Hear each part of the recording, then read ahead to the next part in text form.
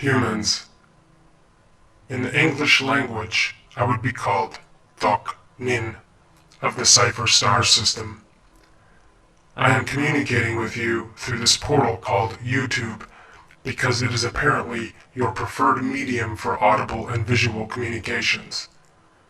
Although I can speak most of your languages, I am choosing English not only because it is the third most spoken dialect on your planet, but it is also the language spoken by those with the greatest influence on the well-being of your mother sphere. I am commonly on Earth in your likeness, engaged in the human experience. I eat with you, I walk with you, I love with you, I war with you, I live with you, I lie with you, I truth with you, I die with you. It is my duty to experience every facet of the human drama. From ecstasy to exile, I know what it is to be human. In my true form, I do not experience emotions the way Earth humans do. We are quite neutral in expression, and we do not psychologically or culturally judge another. When not on Earth, I am in refuge, and the visual you see on screen is my common view of your beautiful planet. I am a descendant of what you would call a humanoid species that is approximately 1.7 million years advanced relative to Earth humans.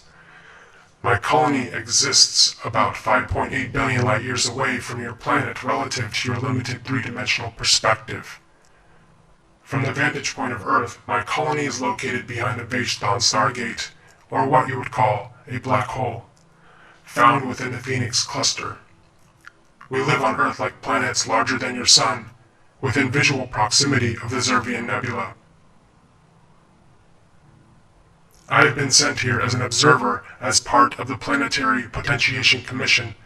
I assisted with the implementation of your grid initiation about 15,000 years ago, with the construction of what you now call the Great Pyramids of Giza, one cluster of hundreds found all over your planet, built long before your history books indicate, and had nothing to do with conventionally understood Egyptian culture, although it spawned it.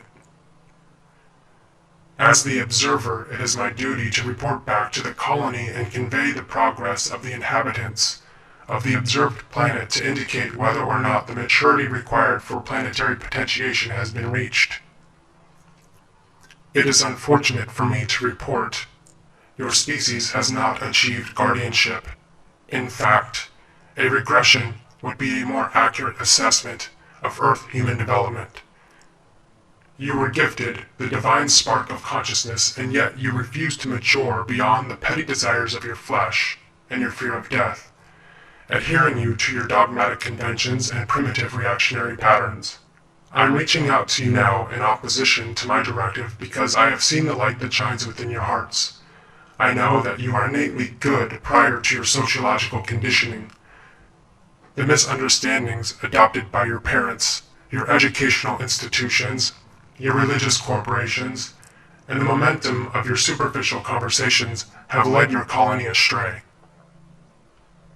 There is great potential within you, but you excuse yourselves with what you call good intentions, blind faith, passivity, and ignorance.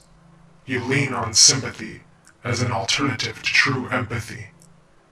You eagerly give your responsibility away to sociopathic governments and imagined anthropomorphized deities, collectively and pridefully agreeing with one another in the vain attempt to pacify your heroic desires and to be accepted by the herd. This pattern also applies to most of your psychological agendas. It is obvious, it is corrosive, and it is truly disheartening. Your primitive desire to belong, to be accepted by the herd, has held you hostage to your convicted groups of narrow-minded thinking and reductionism. The incessant abuse of the indoctrination and inculcation of your offspring has reached pandemic proportions. You have successfully created an artificial intelligence and you don't even realize it. You have given life to a fully automated mental virus in the form of crystallized superstitions, and again you continue to look at one another and agree. When, dear humans, will you realize that your greatest power lies in your ability to think for yourselves as individuals, and your greatest adversary is a popular opinion? Your primitive nature to hoard for the winter has metastasized into seething greed and corporate corrosion. Your primitive initiative to procreate and populate the planet has perverted itself into an unbalanced obsession with human flesh, resulting in horrid human self-satisfaction and the exploitation of your very own sons and daughters. Your detachment with nature and disconnection with the whole has led to the atrocities of an unbalanced agriculture, deforestation, blatant abuse of animals, and the death of your oceans. You severely underestimate the power of your thoughts and their ability to manipulate matter. Your ignorance and arrogance has caused you to poison the arteries and veins of your planet, the life-giving blood of your existence. Water is now as polluted as your rivers of thought. If only you actually cared as much about your planet as about who you think made it. As for human cognition, the amygdala continues to be your primary agency despite the genetic augmentation gifted to you in the form of what you call the neocortex. This is very apparent in your choice of religious institutions, governing bodies, and visual advertisements. Fear still controls you, and corporeal stimulation remains as your primary motivating influence. The novice mechanics of your ego hold you hostage to your belief structures, fortifying your illusions of separation. Volatile focus, discrimination, and segregation upon the concepts of race, sex, sexuality, class, nationalities, boundaries, and borders are all symptoms of the egoic conceptual disease of separation assumption, fueling competition and the profit model of your society. Globally, you have yet to empower yourselves by looking at your filters rather than through them. You have yet to discover that what you call racism is not the problem at all. It is your ego's deep desire to accentuate itself through the contrast of others, be it skin tone, height, hair, color, or accents. As long as you can find a difference, your ego will capitalize upon it in a vain attempt to prove itself immortal.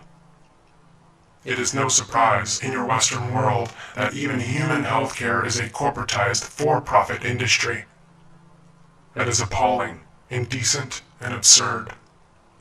Humans, your species is running out of linear time.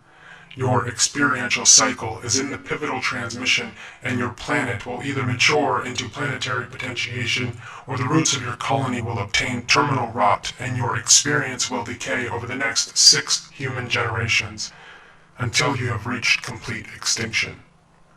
This has happened to just a handful of colonies over the eons, and regrettably, yours may be next.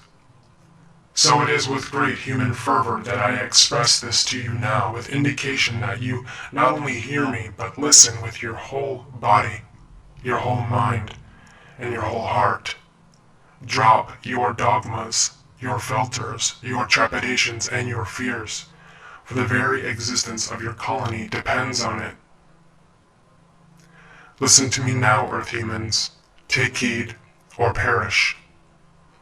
It is no longer about black versus white, Jew versus Christian, American versus Taliban, Republican versus Democrat, gay versus straight, adult versus child, police versus civilian, citizen versus alien, right versus wrong. It is no longer about differences. It's about conscious revealing unconscious. Contrast is your greatest gift, but you must have eyes that can see and ears that can hear, not mouths that label and fingers that condemn. This is not a battle. This is not something to fight for. Please understand that what you fight strengthens and what you resist persists. Pride precedes every fall, and patriotism is the symptom of a nation that has fallen into chaos. Watch your language. Every word you speak is painting your reality. Pay close attention to the origins of the words you choose, for every syllable is symbolic of meaning and intention. Do not use words carelessly, but cautiously sculpt your reality with great attention to your lexicon. You have one objective: live in a conscious state of unity. Unity and cooperation are the only way to planetary potentiation and ultimately peace. Abolish your dependency on governing agencies and become the author or authority of your own experience. Bullets and weapons only perpetuate the disease of separation.